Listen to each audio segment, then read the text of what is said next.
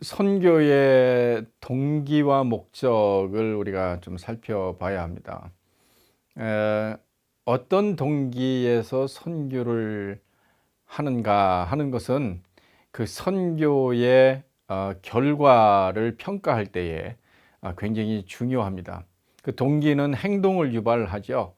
근데 그 행동이 바르게 됐는가 하는 것을 평가할 때에 그 동기가 바른 동기에 의해서 출발했는가 하는 것을 이제 확인해야 합니다. 그래야 그 무엇이 잘못됐는가 하는 것을 이제 볼 수 있겠죠. 자, 그러면 이 바른 선교 실행을 하려고 하면 그 바른 선교 동기에 기반해 있어야 합니다. 자, 그러면 이 불순한 동기들이 있었죠. 그 불순한 동기에 의해서 선교를 하면 이 불순한 결과가 나오게 됩니다. 참 이거 불행한 일입니다. 그렇죠. 자, 그러면 역사적으로 이 불순한 동기에 의해서 이루어진 선교가 있었을까요? 네, 여러 케이스가 있었습니다. 그 첫 번째가 뭐냐면 이 제국주의적 동기에 의해서 선교를 하는 겁니다. 그 제국주의라고 하는 게 뭡니까? 한 국가를 힘으로 점령을 해서 자기의 목적대로 그 국가를 사용하는 겁니다. 이게 제국주의죠.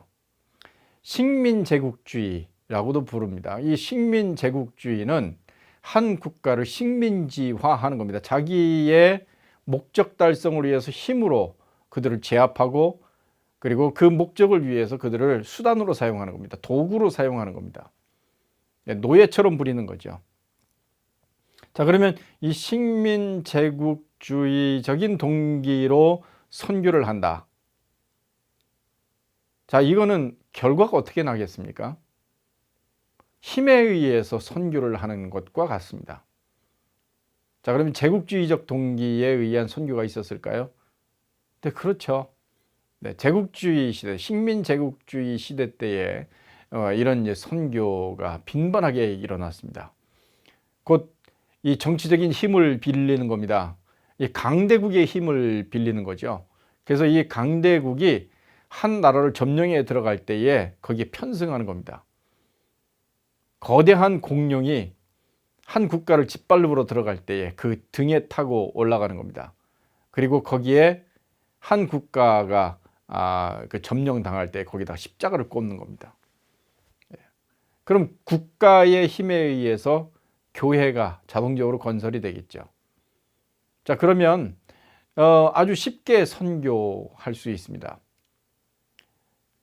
로만 캐톨릭의 선교의 황금기를 여러분들이 이제 보시게 될 터인데요. 이 로만 캐톨릭의 선교 황금기 시대에 그 선교 황금기를 누릴 수 있었던 그 이유 가운데의 하나가 바로 이 정치적인 세력을 이용하는 겁니다.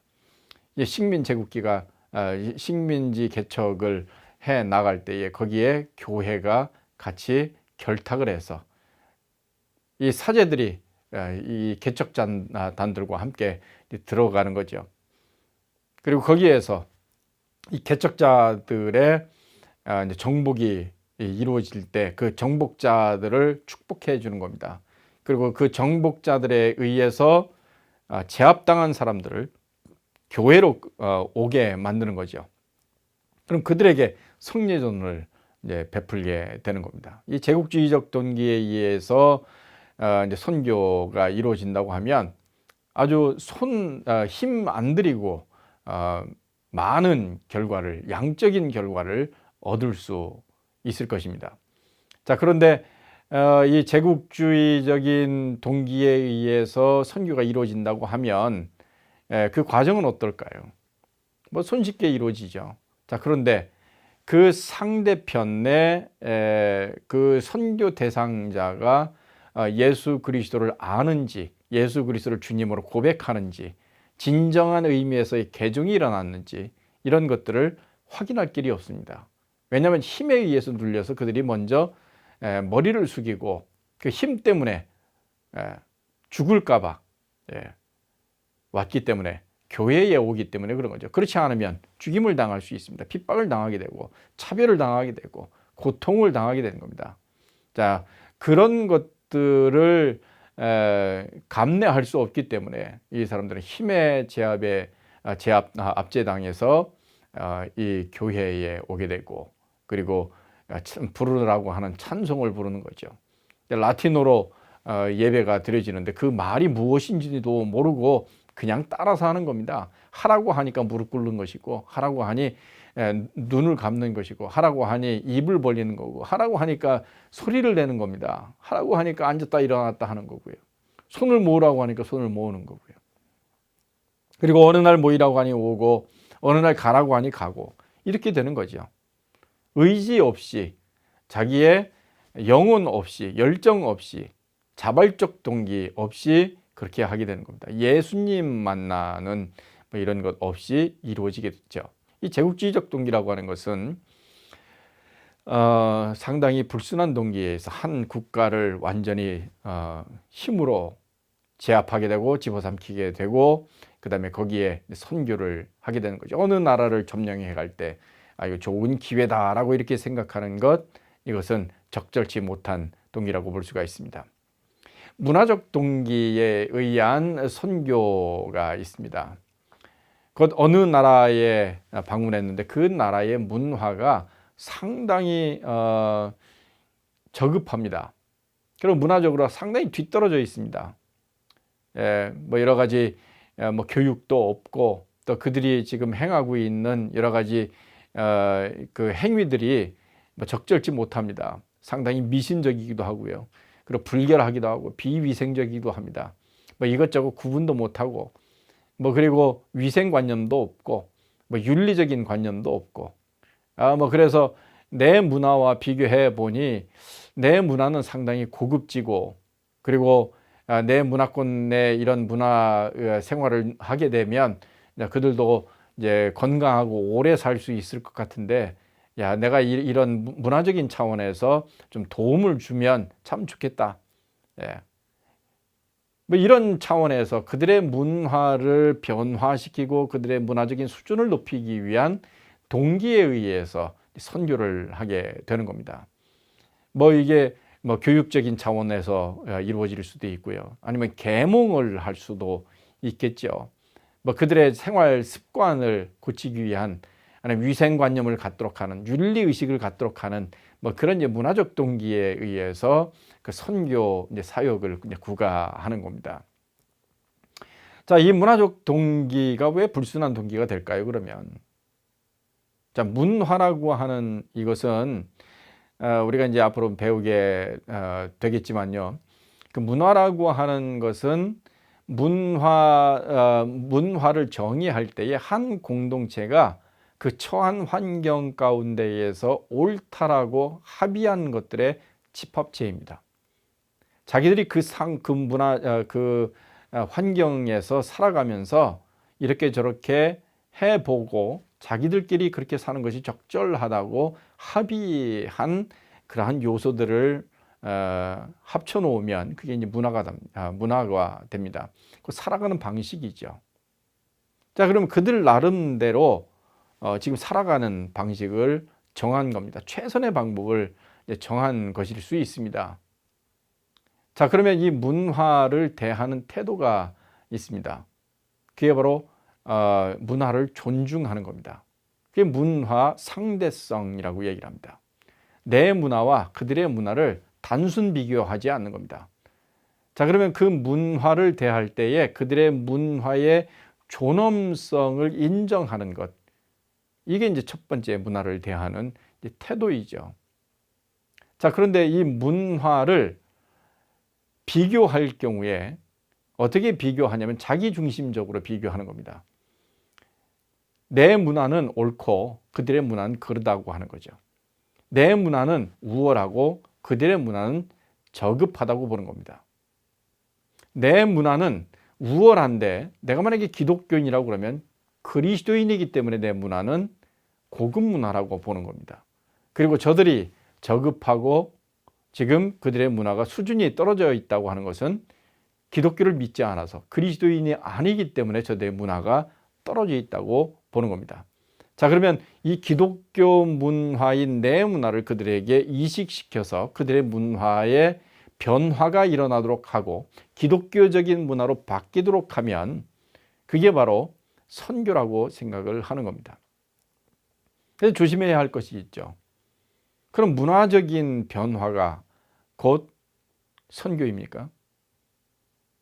한 방법이 될 수 있습니다. 그러나 문화적인 변화가 곧 선교라고 이야기하기에는 무리가 있습니다. 그리고 내 문화가 기독교 문화인가요?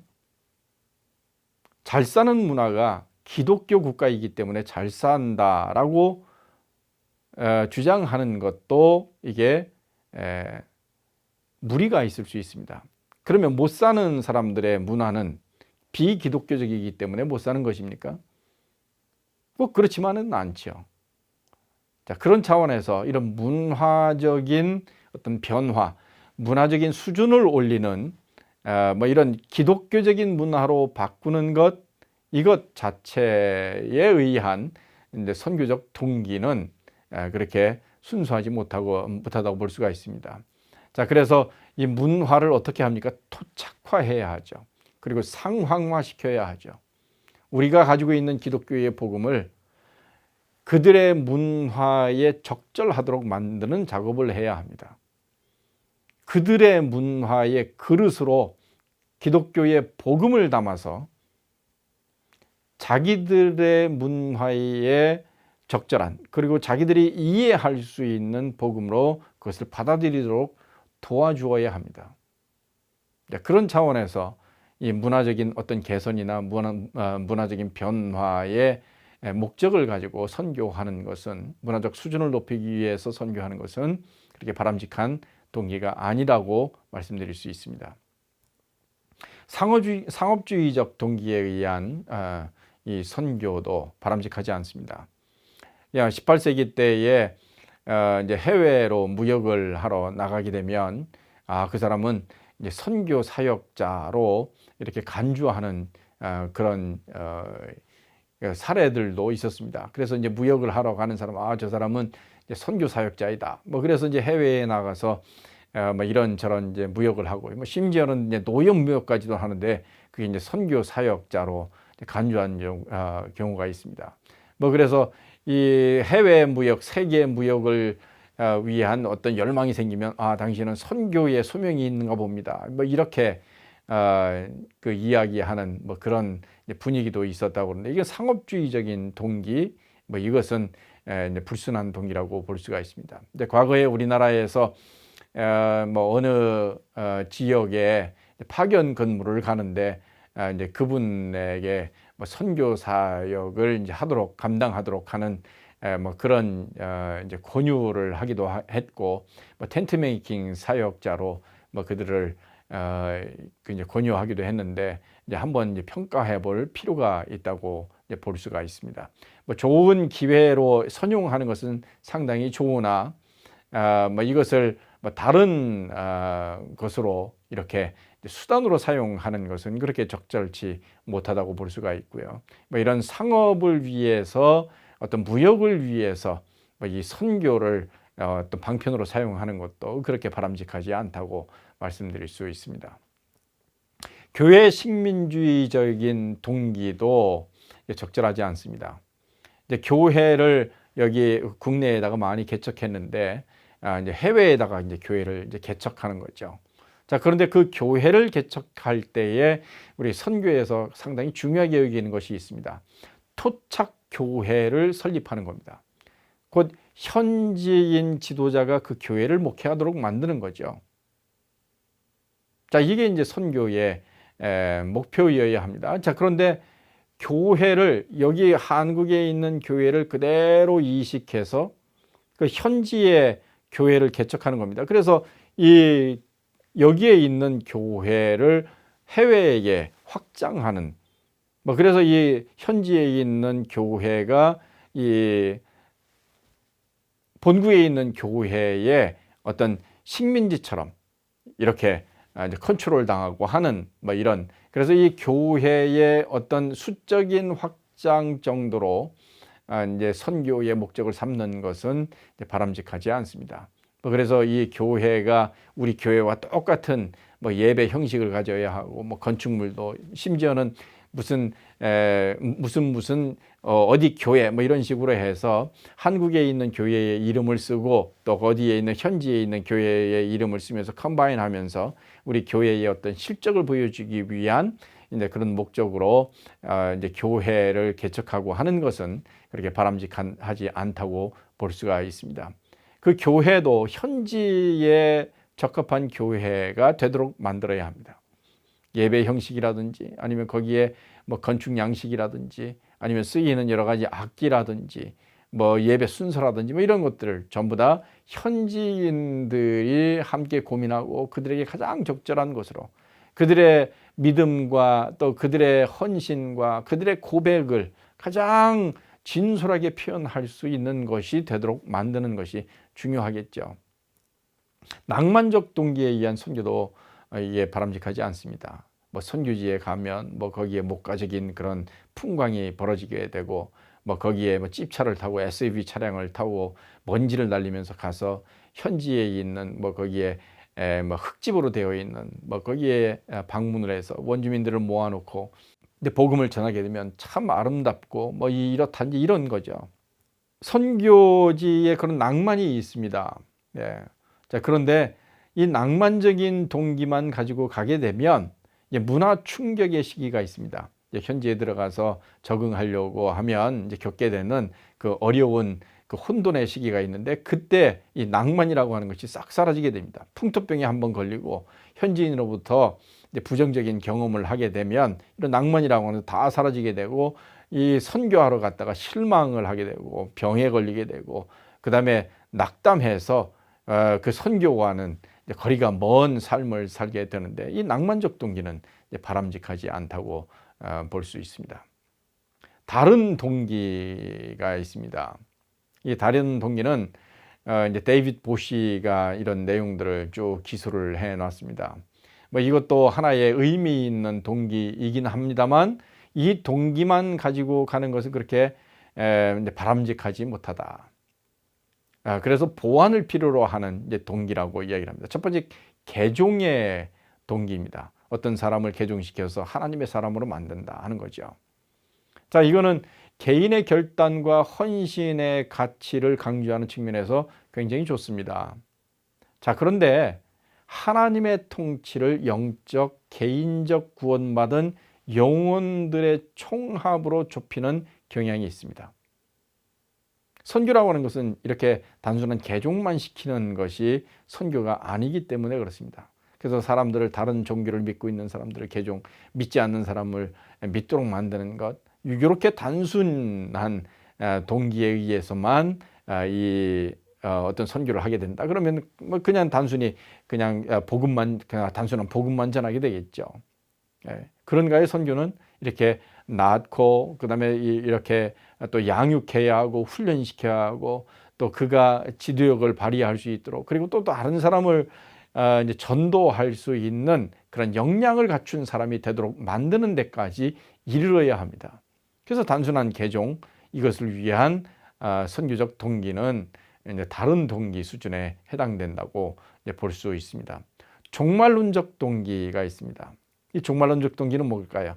예수 그리스도의 재림 시기가 다가오고 있으니 빨리 우리가 복음을 전하러 가자. 뭐 이런 거죠.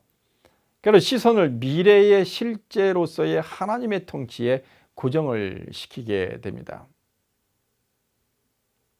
마지막 통치, 하나님의 통치의 도래를 재촉하는 열망으로 너무 강조한 나머지 현재 세상의 삶의 위급한 문제에 무관심하게 만드는 뭐 그런 한계가 있습니다. 이 종말론적 동기 참 중요합니다. 우리가 예수 그리스도의 재림을 기다리고 있고 대망하고 있습니다. 자, 그런데 그 예수 그리스도의 오심을 대망하면서 우리가 해야 할 일이 있죠. 자, 그런데 이 미래에 이루어질 그 심판이라든지 뭐 이런 것만 자꾸 강조해서 마지막 때가 다가왔으니 우리가 지금 현재 여기에서 뭐 이렇게 그렇게 여유 있게 공부하고 할 시간이 없습니다. 우리 빨리 나가서 전합시다. 뭐 이렇게 하겠죠. 자, 그러면 어떻습니까? 미래에 대한 것만 계속 강조를 하기 때문에 현재 우리가 해야 할 그런 책무에 대해서, 일반적인 일들에 대해서는 간과할 수 있게 되는 거죠.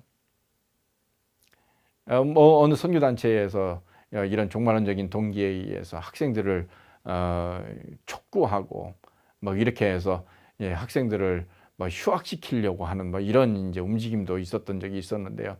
참 안타까운 일입니다. 그들의 이제 열정이라든지 뭐 이런 것들은 굉장히 이제 탁월하고 높이 이제 그 가치를 높이 살 수 있습니다만, 너무 한쪽에만 너무 강조하기 때문에 그 어떤 그 사역자들을 발굴하고 그들이 헌신하도록 만드는 데는 기여할 수 있으나, 지금 현재 공부하고 준비하고 훈련받고 하는 이것을 간과하고 나가는 것만 자꾸 강조하는, 뭐 그래서 제대로 훈련받고 할 뭐 이런 이제 기회를 놓치게 만드는 뭐 그러한 그 부정적인 결과도 있었던 것이 이제 사실인데요. 참 안타까운 거라고 볼 수가 있습니다. 이게 다른 동기라고 말씀을 드릴 수 있습니다.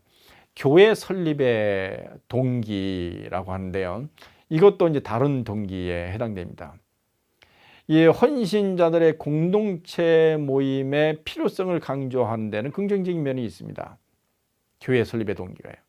자, 그런데 이 교회를 하나님 나라와 동일시하는 이 경향은 이거는 이제 보완되어야 할 부분입니다. 교회가 곧 하나님 나라는 아니죠.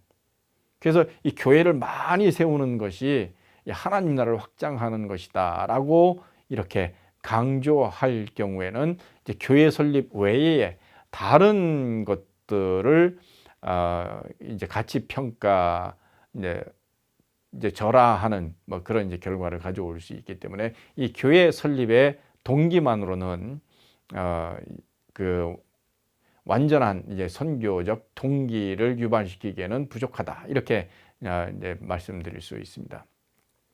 박애주의적 동기라고 하는 거죠. 이 박애주의적 동기도 이제 다른 동기에 해당됩니다. 좀 부족합니다. 교회는 세상에서 정의를 추구하도록 도전할 수 있습니다. 자, 그런데 이 하나님의 통치를 개선된 사회와 동일시한다는 측면에서 이 박애주의적 동기는 이제 다른 동기에 해당된다라고 말씀을 드릴 수 있습니다. 이 선교의 불충분한 기초, 그리고 모호한 선교 동기, 그리고 선교 목표가 불분명하면 불만족스러운 선교 사역을 산출하게 됩니다. 자, 그러면 이런 바람직한 이 바른 동기가 무엇일까요? 바른 동기가 무엇일까요? 왜 우리가 선교를 해야 합니까? 라고 하는 이유이겠죠. 어떤 동기에 의해서 우리가 선교에 헌신해야 할까요? 첫 번째는 순종의 동기에 의해서 우리가 선교에 참여해야 합니다. 순종이죠, 순종. 왜 우리가 선교합니까? 하나님의 명령 앞에 순종하는 겁니다. 네, 순종하는 거예요. 순종이 뭐보다 낫다고요? 그렇죠, 제사보다 낫습니다. 네, 우리가 하나님 말씀 앞에 순종하는 겁니다. 하나님께서 명령하셨죠. 하나님께서 그토록 원하시는 게 있습니다. 바로 선교입니다. 창세 이전서부터 하나님 마음에 있는 겁니다. 하나님께서 그토록 원하시는 이 역사에서 계속 이끌고 가시는 것이 있습니다. 바로 선교입니다. 이 선교를 위해서 예수 그리스도를 이 세상에 보내셨습니다. 그것을 완성하시기, 예수 그리스도의 구원을 완성하시기 위하여 이 세상에 예수님을 직접 보내셨습니다. 하나님이 오신 겁니다. 자, 그 하나님께서 우리에게 명령하신 겁니다. 너희는 가서 모든 족속으로 제자를 삼으라는 겁니다. 땅 끝까지 이르러 내 증인이 되라 그렇게 말씀하셨습니다. 명령하셨습니다.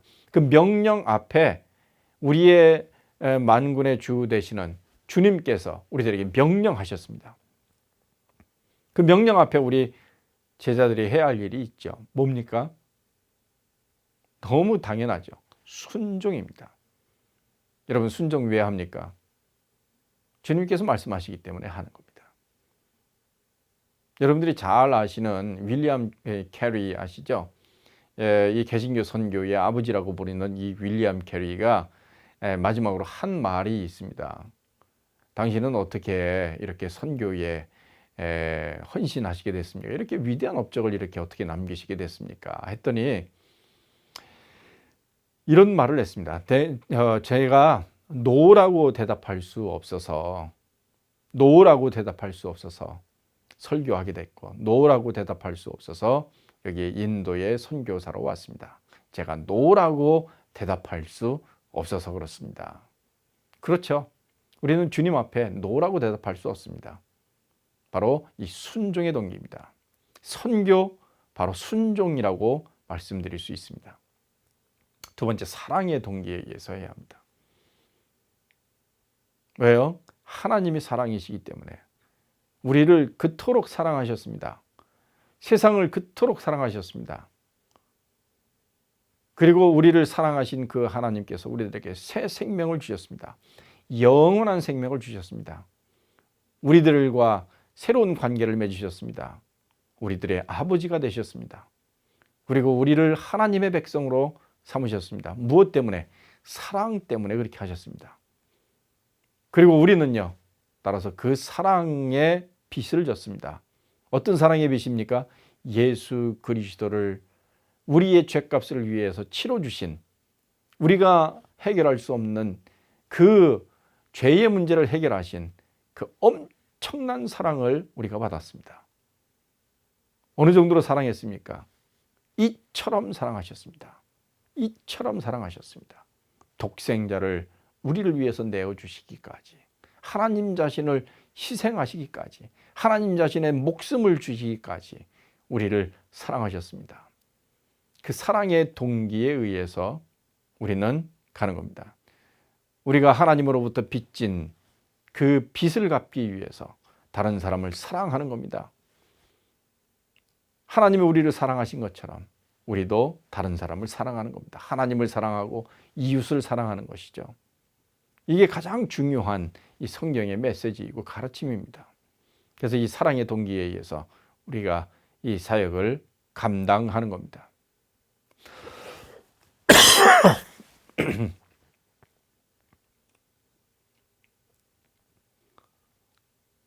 또 바른 동기가 뭡니까? 영광의 동기입니다. 영광의 동기, 누구에게 영광을 돌리는 겁니까? 하나님께 영광을 돌리는 겁니다. 우리를 지으신 목적이 뭡니까? 하나님을 영화롭게 하는 거죠. 그래서 우리가 늘 고민해야 할 것이 있습니다. 우리가 하나님께 어떻게 영광을 돌릴 것인가. 그래서 우리들을 지으신 목적대로 사는 거죠. 우리가 교단의 영광이나 가문의 영광이나 뭐 우리 학교의 영광이나 뭐 그런 게 아니죠. 네, 우리가 누구의 영광을 위해서 우리가 사역을 하는 겁니까? 하나님의 영광을 위해서 하는 겁니다. 내 스스로의 영광을 위해서 선교 사역을 하는 것은 바람직하지 않습니다. 바른 동기는 하나님께 영광을 돌리기 위해, 고든 피라고 하는 사람이 그렇게 말씀을 했죠.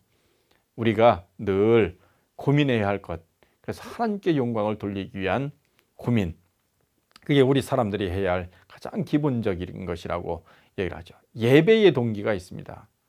이 세상에 왜곡된 예배를 드리고 있는 사람, 하나님을 하나님이라고 부르지 않고 하나님이 아닌 것을 하나님이라고 부르는 사람들을 하나님을 부르는 사람으로, 하나님을 하나님으로 인정하는 사람이 되도록 만드는 예배의 동기에 의해서 잘못된 예배를 드리고 있고 예배를 드리지 않고 있는 사람들을 예배의 자리로 초청하는 겁니다.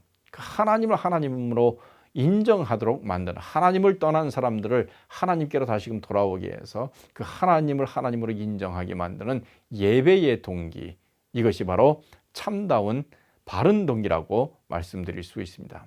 이런 동기에 의해서 우리의 선교를 하게 되면 바른 자세가 필요하죠. 어떻게 해야 합니까? 첫 번째, 성육신의 자세로 하는 겁니다.